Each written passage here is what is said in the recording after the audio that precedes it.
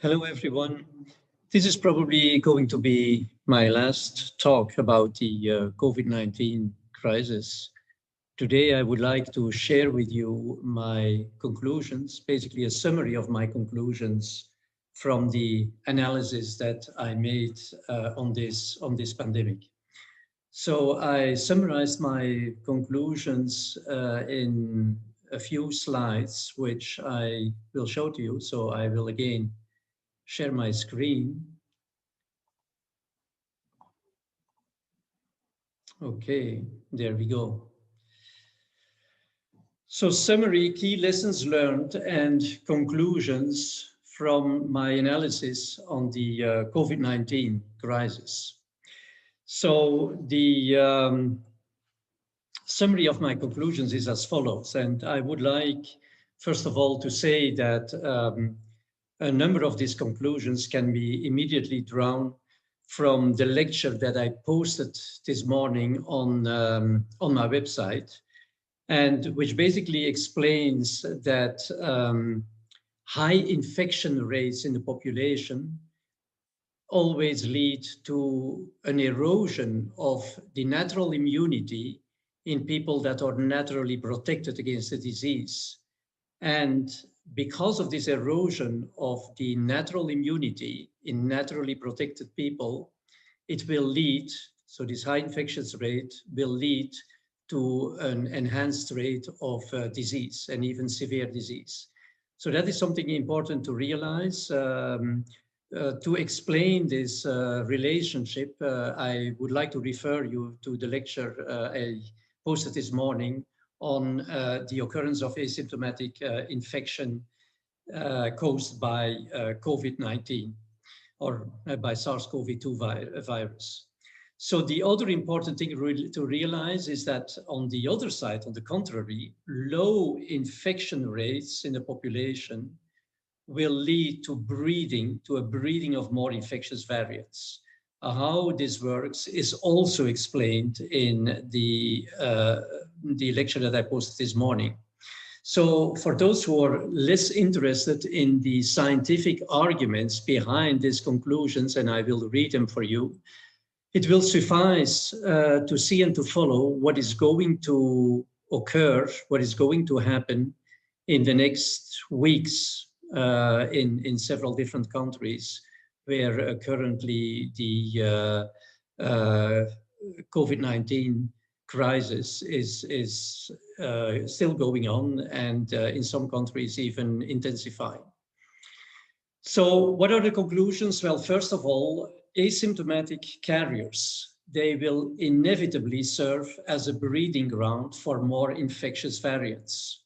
So SARS-CoV-2 ensures its perpetuation in the population by infecting people to some extent in a non-symptomatic way. These asymptomatically infected people will be able to shed virus, and this will ultimately lead, as explained in the lecture I posted this morning, will ultimately lead to more infectious variants. So a second conclusion is that mass implementation of stringent infection prevention measures will enhance breeding of more infectious variants and hence pose a higher threat to younger age groups or otherwise naturally protected subjects. So that what I was saying, the higher the infection rate in the population, and of course, if you have more infectious variants, the infection rate in the population will go up. This will always lead to an erosion of the natural immunity mediated by natural antibodies in people that are naturally protected. So these are, for example, young people, naturally protected people, or people who at the beginning of the pandemic are naturally protected because they have sufficient natural immunity. So by implementing stringent infection prevention measures, you will just enhance the breeding of more infectious variants. And that's what we have been seeing at the end of last year, where all of a sudden, after almost 10 months of implementation of stringent infection prevention measures, we saw all of a sudden more infectious variants popping up. So third conclusion, mass vaccination campaigns will promote further breeding of variants that become even more infectious and will finally evolve into vaccine-resistant variants. Again, how this comes is explained in the lecture I put on the website this morning. And because mass vaccination campaigns will promote this further breeding of even more infectious variants, this will lead so mass vaccination campaigns in elderly or otherwise vulnerable groups pose a higher threat to younger age groups or otherwise naturally protected subjects. And that is precisely because the vaccination of this population will lead to a further breeding of infectious variants that were already circulating in the population before the mass vaccination campaign started. And the mass vaccination will just promote further breeding of these variants so that they become even more infectious and therefore become a higher threat to the younger age groups or other groups that are naturally protected. Mass vaccination campaigns in elderly followed by mass vaccination of younger age groups pose an even higher threat to these groups, so to the younger age groups. And that is due to the fact that, first of all, as I was just saying, mass vaccination campaigns in the elderly will make the already circulating infectious, highly infectious variants even more infectious. So the infection pressure in the population will still increase. And on top, by vaccinating the younger age groups, this will lead, of course, to a suppression of natural antibody-mediated protection. So the antibodies that are generated in the younger age groups, they will increasingly prevent natural antibodies from neutralizing the virus, from capturing the virus. And so the combination of both the erosion of the natural immunity combined with a higher infection rate in the population due to mass vaccination campaigns in the elderly will ultimately pose a very high threat to the younger age groups. The next conclusion, mass vaccination dramatically diminishes the effect of infection prevention measures. So the more you vaccinate, the more you progress with the mass vaccination, the less the effect will be of infection prevention measures. Of course, except if you do a complete lockdown and the virus can, so to say, no longer propagate at all. But otherwise, semi-lockdowns or just tightening up of infection prevention measures will have very, very, very little effect on the effect of the mass vaccination. Okay, then vaccine resistance in elderly or otherwise vulnerable groups. So I mean the resistance of the virus to the vaccine will of course pose a threat to those groups themselves, but will also pose a threat to the non-vaccinated people. And that is again, because if people become resistant to the vaccine, then they will be able to support the replication, the propagation of the virus. This will indeed lead to an increase in the infection pressure in the population and therefore erode the natural immunity of the non-vaccinated people, which will then in turn enhance the morbidity and mortality rate in those groups. So the next slide is my conclusion that there is no proof of any beneficial effect of the COVID-19 mass vaccination campaigns at the level of the population. We do know, of course, that there is an individual effect, or there is an effect at the individual level, which I think is going to be transient. And as already seen, there is increasing evidence that the protection even against severe disease is diminishing. So, but despite proven efficacy and safety in clinical trials, no doubt about this, of course. And when I talk about, well, safety in clinical trials, of course, we can only, or investigators could only evaluate this over the course and the duration of those clinical studies. If we are now seeing additional secondary effects or safety issues, well, this is of course due to the fact that many more people are now receiving these vaccines, and the period of follow-up is just being extended. But in principle, yes, those vaccines have been proven efficacious and safe in the clinical trials. But despite that, there is no single indication that these vaccines protect the population when used in mass vaccination campaigns during a pandemic. And I would even say, on the contrary, mass vaccination enhances erosion of the natural part of herd immunity while preventing its replacement by adaptive immunity. So since we are implementing this mass vaccination, we are, for example, seeing a dramatic increase in the number of infectious or highly infectious variants in many countries that are now vaccinating full speed and have brought their vaccination rates up to fairly high levels already. And on top, not only that, we are on top also witnessing very strong, very heavy waves of morbidity and also mortality in those countries. So there is, and I will come back, of course, to the case, a typical case of Israel and UK, where people are saying, well, you see that mass vaccination does have an effect. I explained previously, and I will show you again, that what we are seeing right now in those countries has nothing to do with the success of mass vaccination campaigns. So more and more conventional vaccines are being developed. So, I mean, if people were so convinced that these are the vaccines to use, then one is wondering, of course, why there are so many different other vaccines that are being developed, and not only variations on the S protein, with variations on the S protein, but also several different concepts. Well, when I look at these vaccines, I still consider them as being conventional vaccines, in the sense that they do nothing else than mimicking the immune response that is induced by natural infection, at least as far as the S protein is concerned, and that they have no sterilizing, they do not induce a sterilizing immunity.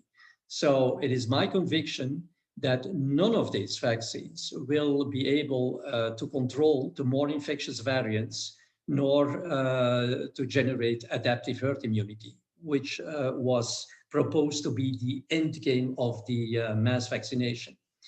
So if now there is a discussion that people are saying, well, in those countries that are vaccinating really like hell, and where there is no improvement in the rates of infection and disease, on the contrary, of course, it's easy to say, yeah, it's because we have not vaccinated sufficient people. We need to continue this mass vaccination campaigns, and to increase the vaccination rates before we will ultimately see an effect.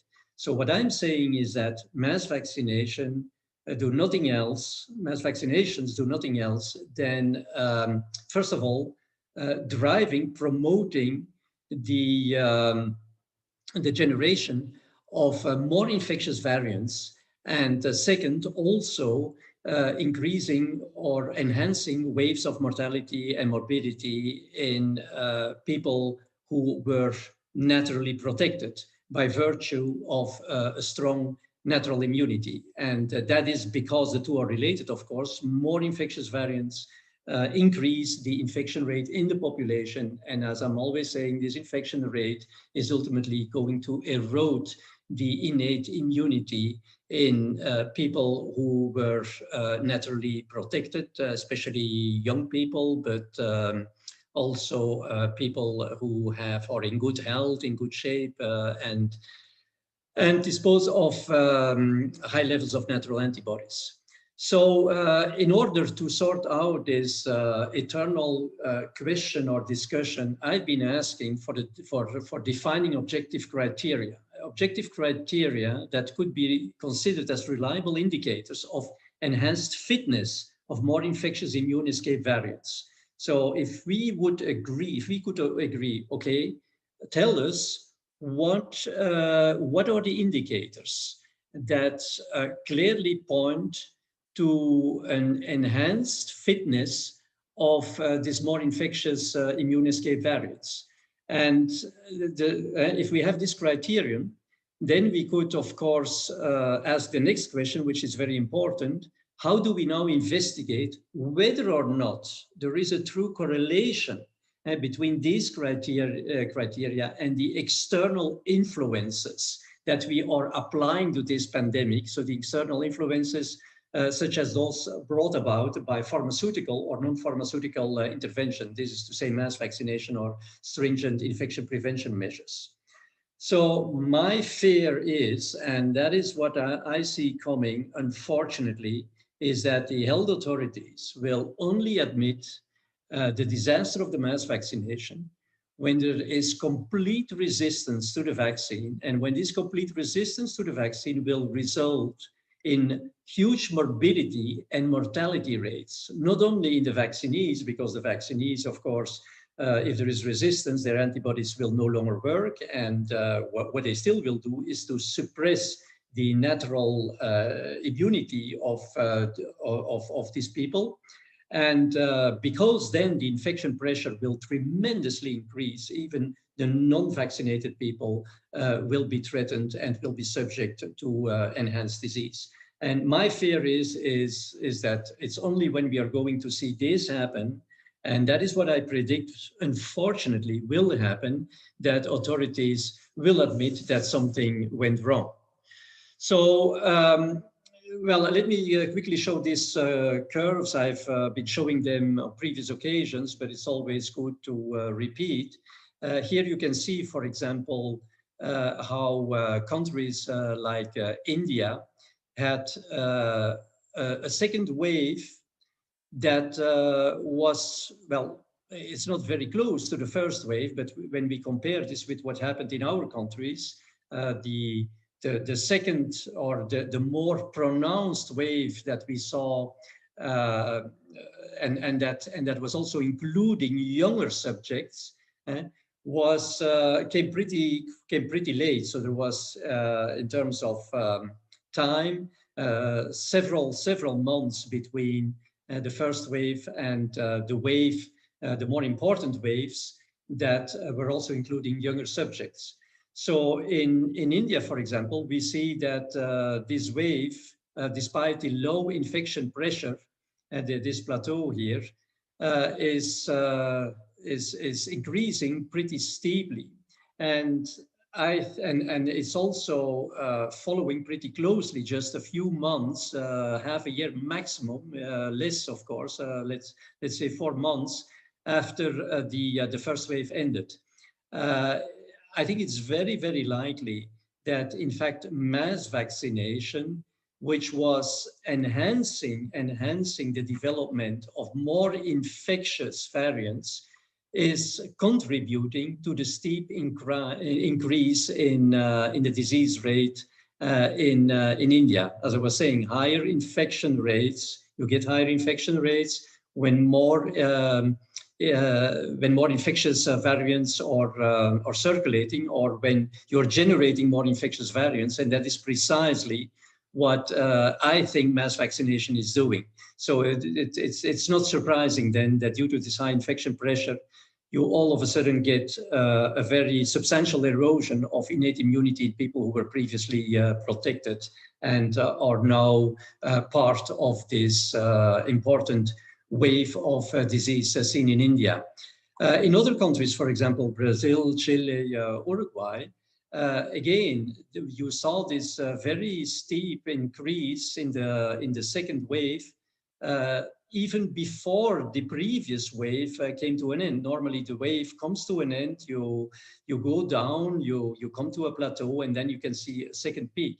But of course, if you now have mass vaccination, which started here approximately, and the mass vaccination is again contributing to enhance infectiousness of a strain a strain that was already highly infectious, namely the Brazil strain that is circulating in these countries. When on top you are whipping up the infectiousness of this strain by doing the mass vaccination, then it's no surprise that the second wave will almost immediately, a second wave of disease, also including younger people, will occur even before the previous wave has come down. So, and then what about these countries, you know, where you have the success stories, like, for example, in the United Kingdom, in Israel, and, well, was also hoped for in the United States, but of course in the United States, the slopes are again increasing. And, but let's look at the case of the United Kingdom and Israel. Here, this was claimed to be a success of the vaccine, this sharp decrease, which is not at all the case, because here we started the mass vaccination at the very peak of the infection. And we know if you have this peak of infection, then this really reflects the high susceptibility, the high vulnerability of people who got, as a result of the previous wave, who got their natural antibodies suppressed by suboptimal anti-spike antibodies that resulted from previous infection, so in asymptomatically infected people. And when you have these people who now get, of course, the disease, etc., they will develop antibodies, they will get protected. And then the remainder of these asymptomatically infected people, they still have antibodies that are high enough natural antibodies to prevent, in fact, the virus from spreading at high speed. Why? Because the virus is now circulating in that population, but asymptomatically infected subjects will only spread, will spread less virus. And also the amount of these asymptomatically infected people, after a vast or a large part of them have already been infected and got the disease here, the remainder comprises a smaller part of the population. They spread the virus pretty slowly, and hence the infection rate goes down. This has, in fact, nothing to do with the mass vaccination. For example, here in the UK, you got within a few weeks, 2 or 3 weeks, a drop of 50%, whereas at that point in time, the vaccination rate was barely between 2 and 10%. So much, much lower than, for example, vaccination rates that were in Chile associated with a very strong increase, in fact, in the rates of infection and disease. So when this happened here in Chile, well, we had already vaccination rates around 40%. So there is no way to say that this is due to the vaccination. And this leaves, of course, people with a very false impression that in those countries you got a success story, because the decrease was simply due to the fact that the mass vaccination was started at the very peak height of the pandemic. And then, of course, you get this kind of plateau, as I was saying, where the infection rate is low, but which simply reflects breeding of even more infectious variants due also to the mass vaccination. You have the infectious strains already circulating. Mass vaccination will even further enhance the infectiousness of those variants. And it will evolve up to a point where you have resistance. And then you will see in those countries like the United Kingdom, like Israel, that all of a sudden you have a steep increase in cases. Okay, so what is the bottom line? So the mantra of vaccination that the more people you vaccinate, the less viral replication you have, and hence the fewer more infectious variants you will have. This does not apply at all. Please forget about this mantra. It is so wrong. Why? Well, it does not take into account the most fundamental mechanism of evolutionary biology, which is natural selection. And natural selection is often described as survival of the fittest. So the strains that are, or the variants that are most fit, that are the fittest, they will be selected and they will have an advantage, a competitive advantage. So this natural selection, in other words, is promoting the survival and the propagation of a highly infectious variants, which indirectly, as I explained, cause enhanced morbidity and mortality in previously naturally protected subjects. So this mantra doesn't apply because infectivity is going to go up dramatically because you are selecting and adapting highly infectious variants, even more so when you vaccinate. And those will be the cause of enhanced morbidity and mortality, especially in people who see their natural immunity eroded. And these are particularly people who were naturally protected at the beginning of the pandemic. So I've been calling, I've been asking, I've been begging to stop mass vaccination. This was my first call to the WHO. I would add to this, please, especially in youngsters, because this is going to be really a catastrophe. Not only will mass vaccination driving the generation of even more infectious variants that have already a very detrimental impact on the younger population because it erodes their natural immunity. But on top, by vaccinating them, these youngsters, you will of course generate long-lived antibodies that will suppress their natural immunity. And of course, when resistance, full resistance will come to the vaccine, then these youngsters are left with nothing at all. So their vaccinal antibodies will not work anymore, but they will also see their innate immunity suppressed for a long time due to these long-lived vaccinal antibodies. So I then, in a second call to the WHO, I asked to set up a task force concentrating on 3 items. First, eradicate the viral variants, because I see no other way to get rid of those. To focus on early treatment, that we can at least treat people at a very, very early stage of disease, avoiding for them to have to go to the hospital and to be put on mechanical ventilators. And the third topic for this task force I was asking for was to concentrate on health and natural immunity. So we know that good health, healthy lifestyle, healthy food, healthy living habits, etc., are correlated with good levels of natural antibodies. So good lifestyle, healthy life is very, very important. But again, no response either to the first call nor to the second call. Now, my last call is really to develop ASAP natural killer cell-based vaccine candidates. Why? Well, we know that in asymptomatically infected people, the virus can be completely eliminated at a very early stage of the disease by NK cells. And in fact, any kind of vaccine that would induce sterilizing immunity would do the job. But practically speaking, I see no other approach than an NK cell-based vaccine approach. So I have been offering my help on this. There has been no response either. Of course, against by fact checkers, I will be considered or labeled as as a vicious guy. This will be again one of my vicious traits, that I am advocating for NK cell-based vaccines to be developed.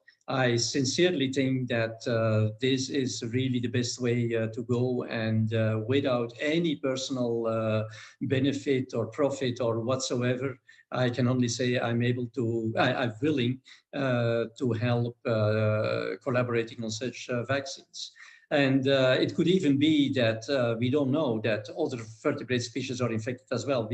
I don't know what is the situation like with our livestock, for example, where we have high concentrations of animals sitting on very small surfaces, like in the pig and poultry industry.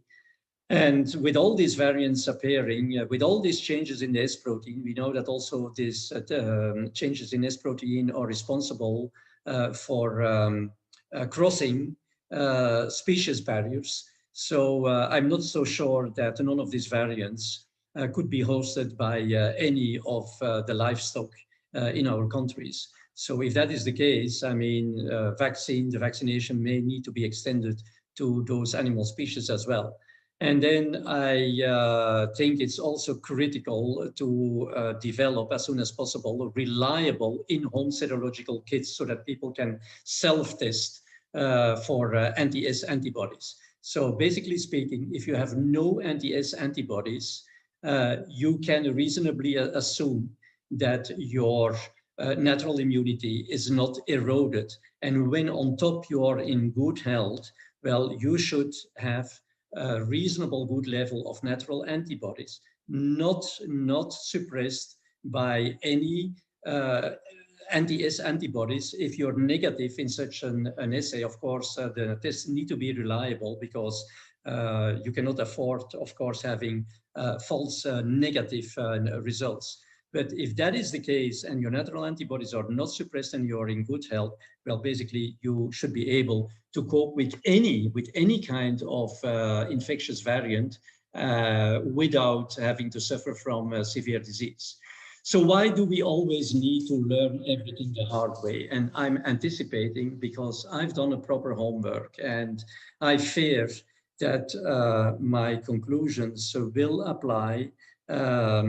You know, it's everyone will be able to check in the next coming weeks, but I herewith conclude my homework, and I think my messages have been very clear. And we will ask ourselves the question, well, why did we need to go through this pain, and why did we not learn things before, and we only learn when catastrophes happen?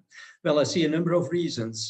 First of all, there is many unresolved questions with this, and I put a number of questions on my website, questions that have not been resolved, questions that have not been addressed, and it's always very, very dangerous to implement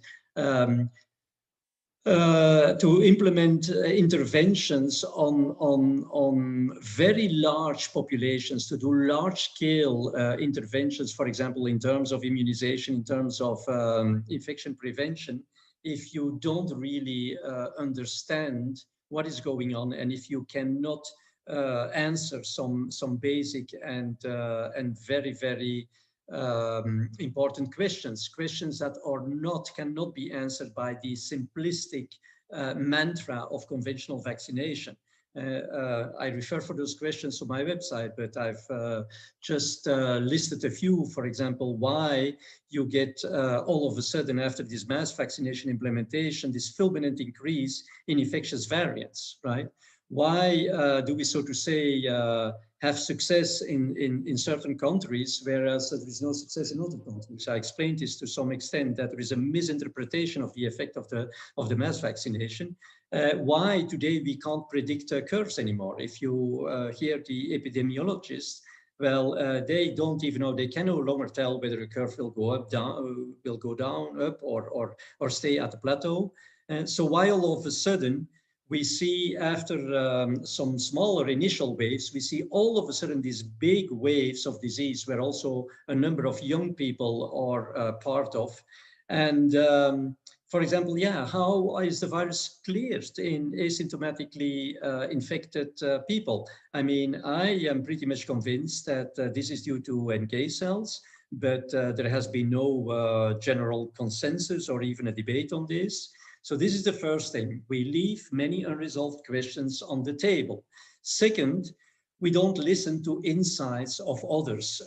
Nowadays, if you're not an officially recognized expert, or you don't have this kind of world reputation, or you are not a professor or you're not having a sufficient number of publications, well, people don't listen to you. And so it's not about really solving global health problems. It's more like focusing on people's bio, on people's track record. And I think it's not because you don't have all of these credentials that you don't have brains and that you cannot do a proper homework. So another reason why I think we always need to learn everything the hard way is that we are nowadays more focused on technologies than we are focused on fundamental principles of biology. Also, we think too much in silos. Everyone has his own field of specialty, of expertise, whereas solving complex problems like solving a global health problem, it requires a multidisciplinary approach. You have to draw from evolutionary biology, from immunology, from vaccinology, from virology, etc. We don't do that enough because we are too much focused on our silos. And I think our society is also increasingly developing what I call herd behavior or herd mentality rather than herd immunity, actually. And so what you can see is that, for example, the politicians are blindly following the key experts. And the key experts are blindly following the WHO. And the WHO is kind of like sticking to their global mandate. But as a result, people have no choice but to follow, in fact, the leaders of the pack. And what those are saying right now is, well, we call this in French, sois belle et tais-toi. So which means be nice, be beautiful, but shut up and just get yourself vaccinated. And that is certainly a situation, a mentality that is unacceptable. And we more and more live in a kind of society or climate right now where no other opinions seem to be tolerated, even if they are based on science. So I have been calling really for solidarity, but in return, I got a number of biologically naive fact checkers on my back. And these guys are pretty unscrupulous in that they blindly engage into politically orchestrated efforts to silence any opposition, even if that opposition is based on science. They are all about bashing and debunking and censoring websites, preventing dissemination of scientific information through several different media. So this is really a shame. And not only that, but also experts who have been criticizing me out of their ivory tower and hiding behind their name, their reputation, or their institution. Instead, of course, of engaging into a multidisciplinary discussion. I've often called to have this multidisciplinary discussion. It's easy to sit in your office and to talk to fact checkers and then give your opinion, and then the fact checkers, as the postman, they confront you with his opinions. I mean, that doesn't add anything, that has no value at all. So instead of solidarity, what we're seeing are coalitions that drive mass vaccination campaigns. Coalitions of people with conflicts of interest, be they political, commercial, or reputational interests, and all hiding behind each other. So I think this must stop, and I'm again asking colleagues and experts, not at least in my own country, to abandon this poor and hypocritical attitude and to collaborate on a constructive instead of a destructive way. So I think, and that is really what my forecast is, because I don't think this will have a happy end, and certainly not if we continue like this. I think it will even go to the point where the word vaccine, the term vaccine, will be banned from the medical vocabulary. We vaccinologists have paid a lot of attention and invested a lot of time and energy in convincing people of the usefulness and the benefit of vaccination. I think these efforts will be completely lost. We will never have that as many anti-vaxxers as we have already right now, and as we will certainly have at the end of the pandemic. So I propose to replace the term vaccine, which is referring to the conventional vaccines that we are using, to conditional immune protection inducing formulation. It's a long word, but the abbreviation would be CIPIV or CIPIV.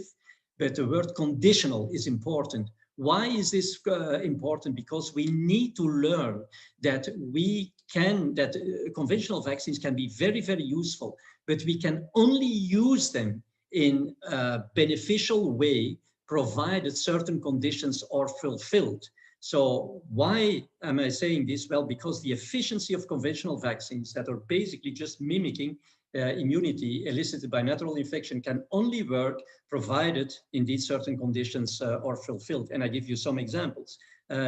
We have seen, for example, vaccination with live vectors against Ebola in people that were in the incubation time. So because there were contacts from cases and they were in a ring trial, they were vaccinated with a live vector, knowing that some of these people are in the incubation time. So this can lead to disastrous results. And now we have a new example that we use conventional vaccines for doing mass vaccination in the heat of a pandemic. And it is really a very, very bad idea because it's just making the whole situation much, much worse. So with that, I would like to thank, of course, all the people who have helped me and still help me in disseminating and getting out the word and getting out the scientific information to help disseminate this scientific message by ways of several different means. Some have used their broadcasting platforms, have made their broadcasting platforms available. And by doing so, we got our message disseminated by podcasts or even live stream shows. So I'm very grateful for the help of all these people. And we have avoided to use platforms that are specifically labeled as anti-vax platforms, because the message really is not against vaccination. It is really against vaccination under inadequate conditions, as I try to point out. I would like to specifically thank my nephew and my brother-in-law, who have been providing me on a completely voluntary basis with their unconditional logistic support, their trust, confidence, and dedication in the fight against this madness and in the battle to make science and justice prevail. So, in fact, after all this, I barely dare to look into your face, as I know that what I've been saying is incredibly bad news. And so there is always an option to not say anything at all. I could have just, have kept silent, and it would have made my life much easier. But knowing what I know and looking at what is currently happening in this world, and also knowing that there is still a very narrow window of opportunity for turning the tide, I felt like sharing this with you is simply a moral obligation. And last but not least, well, I'm not religious, but frankly speaking, I'm hoping for a miracle. And if God cannot do this, we as a human species need to make this happen. Thank you.